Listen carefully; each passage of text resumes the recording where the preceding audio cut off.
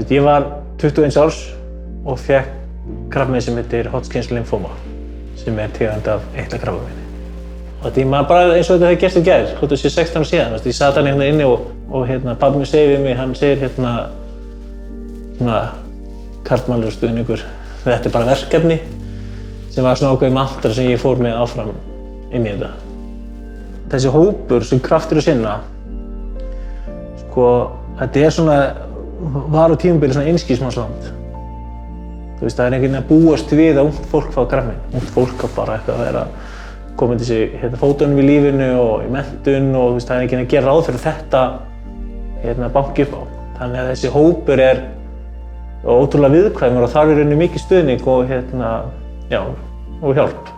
Þannig að það var rosalega verðmætt fyrir mig að fá þennan stuðning og ég var ótrúlega kátur að geta gefið tilbaka sambærilegan stuðning. Ég set kolluna upp fyrir börnin mín. Sýnum okkar stuðning með því að kaupa kolluna á lifiðernuna.is.